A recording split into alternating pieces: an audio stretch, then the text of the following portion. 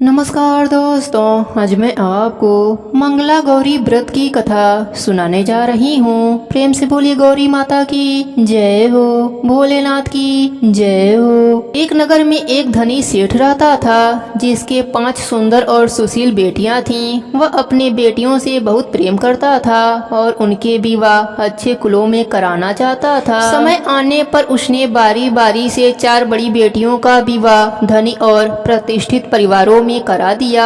अब बारी थी सबसे छोटी बेटी माधवी की। वह अत्यंत सुंदर, गुणी और विनम्र थी, किंतु उसके भाग्य में कुछ और ही लिखा था। जितना उसका स्वभाव कोमल था, उतना ही उसका भाग्य कठोर। एक दिन एक ब्राह्मण सेठ के घर आया और बोला, महाराज, मैं अपने बेटे के लिए वधू खोज रहा हूँ। मेरा पुत्र विद्वान है, संस्कारिक है, परंतु दुर्भाग्यवश हमारा परिवार अभी दरिद्रता में जीवन बिता रहा है। यदि आप अपनी कन्या का विवाह मेरे पुत्र से करा दें तो हम कृतज्ञ रहेंगे। सेठ पहले तो झिझका, परंतु ज्योतिषियों और विद्वानों की सलाह पर यह विवाह तय हुआ।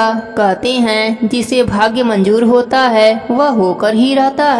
माधवी का विवाह उस ब्राह्मण युवक धवल से हो गया। माधवी को ससुराल में वह वैभव नहीं मिला जो उसकी चारों बहनों को मिला था। वह झोपड़ी में रहती, फटे वस्त्र पहनती और दिन भर काम करती। भोजन भी कभी कभी पूरा नहीं मिलता। जब कभी माधवी अपने बहनों के घर जाती, वे सुनहरे वस्त्र पहनकर सोने चांदी के बर्तनों में भोजन परोसती। नौकर चाकर उसके आगे पीछे रहते। उसकी नजर माधवी पर कभी दया से तो कभी उपेक्षा से पड़ती, लेकिन माधवी ने कभी किसी से शिकायत नहीं करी। उसकी सास कटु वचन बोलती, पति निर्धन और रोगी था, फिर भी वह सब कुछ सहती रही। एक बार सावन का महीना आया। चारों बहनों ने मंगला गौरी व्रत का आयोजन किया। वे सभी सज धज कर माता गौरी की पूजा करने लगी। माधवी भी वहाँ पहुँची। वह फटे हुए पुराने कपड़े में बिना गहनों के माँ के द्वार पर आई और पूजा में चुपचाप बैठ गई। उसकी बहनों ने उसे तिरस्कार भरी दृष्टि से देखा। सबसे बड़ी बहन ने कहा, छोटी बहन, जब तुझे सौभाग्य ही नहीं मिला तो यह व्रत किस लिए कर रही हो? दूसरी बहन बोली, माँ गौरी तो उन्हें वर देती हैं जिनका भाग्य जागा हो, तुम्हें तो बस गरीबी मिली है। माधवी की आंखों में आंसू आ गए। उसने माता गौरी की मूर्ति के सामने सिर झुकाया और बोली, हे माँ,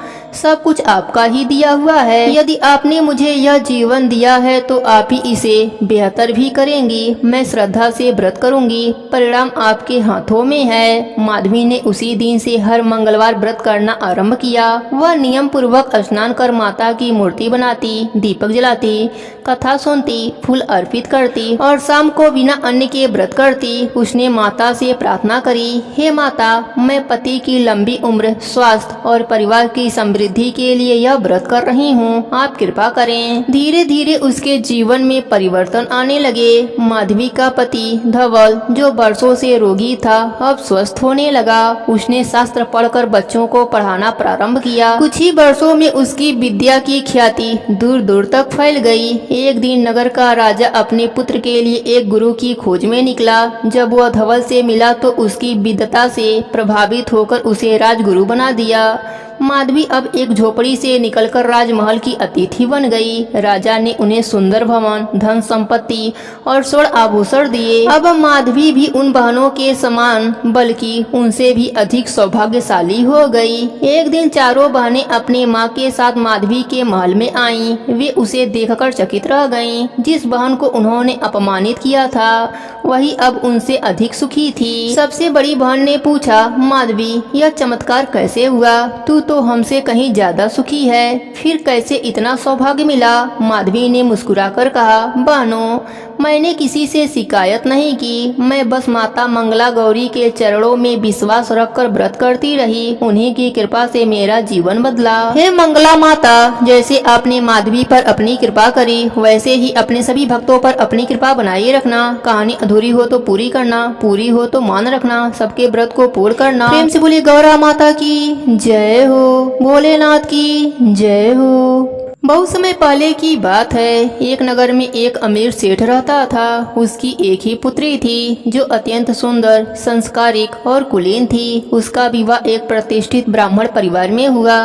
लेकिन विवाह के बाद वह स्त्री देखती है कि उसके पति का भाग्य बहुत दुर्बल है। उसके हाथ में अल्पायु का योग है और दरिद्रता भी बनी रहती है। यह देखकर नवविवाहिता स्त्री बहुत दुखी हो गई। उसने अपनी सास से इस बारे में पूछा। सास ने कहा, बेटी तुम मंगला गौरी का व्रत करो। माता गौरी सौभाग्यवती स्त्रियों की रक्षा करती हैं। बहू ने पूरी श्रद्धा और विधि पूर्वक श्रावण मास के पहले मंगलवार से मंगला गौरी व्रत करना आरंभ किया। वह प्रातः स्नान कर माता गौरी की मूर्ति बनाकर उनकी पूजा करती, दीपक जलाती, कथा सुनती और व्रत रखती। कुछ ही समय में उसके जीवन में चमत्कारिक परिवर्तन होने लगे। उसके पति का स्वास्थ्य सुधर गया, उसकी दरिद्रता समाप्त हो गई, व्यापार में लाभ होने लगे और पूरा घर सुख शांति से भर गया।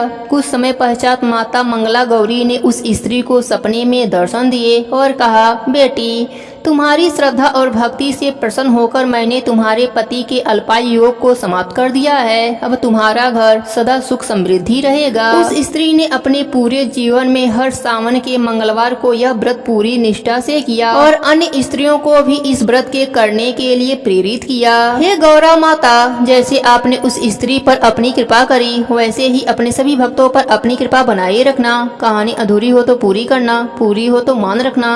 प्रेम से बोलिए गौरा माता की जय हो, भोलेनाथ की जय हो।